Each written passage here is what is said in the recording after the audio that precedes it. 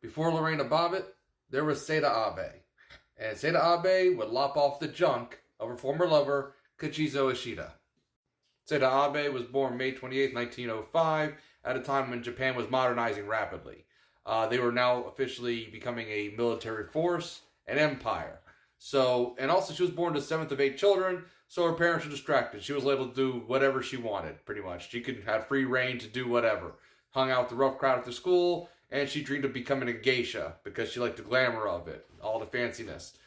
She would end up getting raped at a young age in this lifestyle, and since she was very promiscuous, her father then sold her to a geisha house, which for some reason was a thing back then. If that wasn't sickening enough, it turned out she was already too old to be trained as a geisha. So she had to settle for being just a lower-ranked prostitute. In which case, yes, she would have sex for money. That was her life, prostitution. And, well, she did have a monstrous appetite. She was still having sex with lots of men.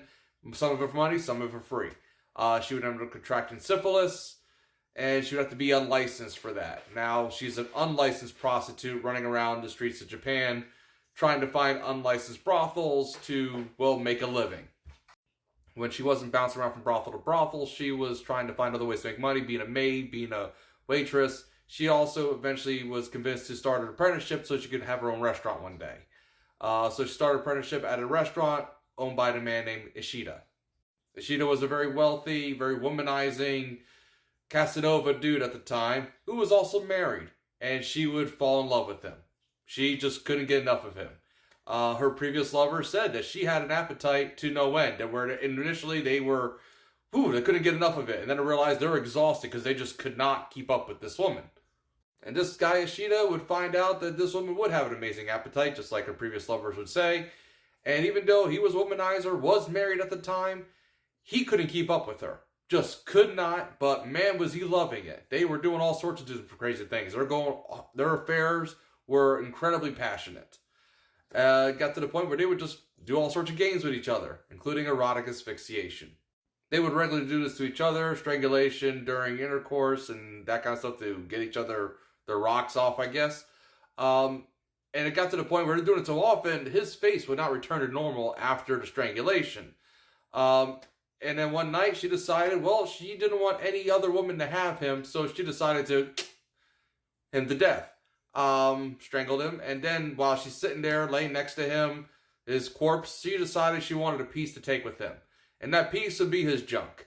Yep, she sliced that off. And she would take that with her. She would hold that junk in her hand. She would wrap it in a magazine cover and put it in her pocketbook and just walk around the streets with, well, his junk in her bag. She kept it with her. And then she would go by herself with it, and she would have it, and she would try to use it on herself. Use your imagination. I don't want this video to get flagged, but yeah, she tried to use it as a certain toy. In multiple different ways, and was upset that she couldn't use it properly. For obvious reasons. When police finally found her, she said she was Sada Abe, didn't believe her, so she pulled out his junk out of the bag, and we're like, oh, yep, there it is. There's the identification. There's Sada Abe, the woman who chopped off her lover's junk. In the courtroom, the judge presiding over it said he was aroused by what was happening. I don't know what's going on in Imperial Japan, but I don't know. Anyway, moving on. She was convicted of murder. She wanted the death penalty, but got 7 years in prison. She served 5. 5 years in prison for murder. After she got out, she was followed around. She was a celebrity, if you will. The woman who cut off junk. After a few more years of this kind of stuff, where she was a celebrity getting interviewed all the time, and basically being the symbol of having an insane sexual appetite, she disappeared eventually. Vanished without a trace from the public eye. Also, Ishida's junk was actually donated to the Tokyo University and was put on display. I don't know what went on in Imperial Japan, but yeah. And eventually disappeared after World War II. Either way, that's the story of Sada Abe. It was basically the Japanese version of Fatal Attraction without the bunny. Imperial Japan, I don't know what that was all about.